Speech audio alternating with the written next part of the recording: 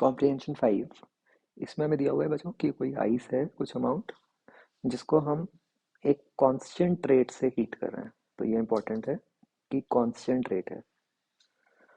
तो हमें गिवन है कि फर्स्ट मिनट में क्या हो रहा है कि टेम्परेचर बढ़ रहा है। उसके बाद अगले 4 मिनट टेम्परेचर कांस्टेंट है और अगले 2 मिनट फिर से टेम्परेचर बढ़ रहा है।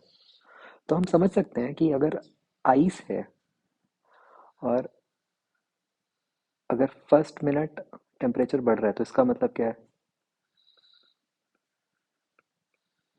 कि आइस का टेम्परेचर जो भी उसका इनिशियल टेम्परेचर होगा उससे जीरो तक जा रहा होगा। भाई मैक्सिमम टेम्परेचर कहाँ तक बढ़ सकता है, जीरो तक ही बढ़ सकता है। फिर अगले 4 मिनट क्या हो रहा है, टेम्परेचर कांस्टेंट है। ये कैसे पॉसिबल होगा? अगर अब जीरो पे आ गई आइस तो वो आइस मेल्ट कर रही हो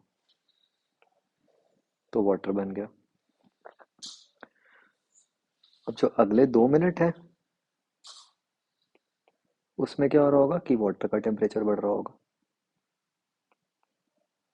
तो वो जीरो से जो भी कुछ टी डैश तक जा रहा होगा। तो आप समझ सकते हो कि फर्स्ट स्टेप में आइस का टेम्परेचर बढ़ रहा है, सेकंड स्टेप में आइस मेल्ट कर रही है और थर्ड स्टेप में वाटर का टेम्परेचर बढ़ रहा है। हमें स्पेसिफिक हीट्स दी हुई हैं तो और हमें कुछ वैल्यूज निकालनी है। अगेन लेट्स रिमेंबर कि रेट कांस्टेंट है, ये रेट है राइट। इसको कुछ पी मान लेते हैं। तो जो पहला स्टेप है उसमें हीट कितनी आई, rate into time, P into 1। इसमें क्या हुआ होगा, जितना भी मास होगा इंटू जो स्पेसिफिक हीट है 0.5 इंटू 0 - टी। ऐसी जो सेकंड स्टेप है बच्चों उसमें कितनी हीट आई होगी, पी इंटू 4। ये किसके इक्वल होगा, mass into latent heat, M into 80। तो अभी तो इन दोनों से ही हमारा काम चल जाएगा। तो अगर हम इन दोनों को डिवाइड करें तो I get 1/4 is equal to 0.5/80 into 0 - T. तो ये बच्चों देखो कितना बन गया, ये 20 से कैंसिल हुआ तो ये बन गया 40। उस साइड ले जाओ, 40 इज इक्वल टू 0 - टी। तो मतलब टी जो है वो -40 डिग्री सेल्सियस बन गया। तो फर्स्ट पार्ट का आंसर तो हमारा डी आ गया। अब हमें सेकंड पार्ट में पूछा है final temperature at the end of 7 minutes. तो उसमें जो पहले दो स्टेप्स थे वो तो सेम ही रहे। अब एक थर्ड स्टेप ऐड हो जाएगा।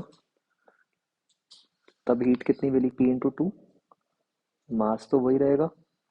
अब स्पेसिफिक हीट ऑफ वाटर वो हमें पता है कि कितनी होती है, 1 इंटू टी-0, टी-0। तो तो इसको बच्चों इक्वेशन 1 बोल देते हैं। ये 2 हो गई और ये 3। तो हम 2 और 3 को आपस में डिवाइड कर देते हैं। तो देखो लेफ्ट हैंड साइड पे क्या था, 4p और 2p।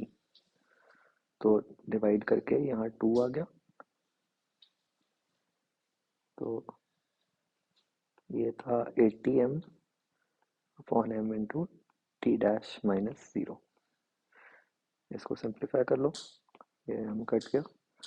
तो यहाँ से टी डैश की वैल्यू हमारे पास 40 डिग्री सेल्सियस आ गई। तो इसका आंसर हमारा डी बन गया।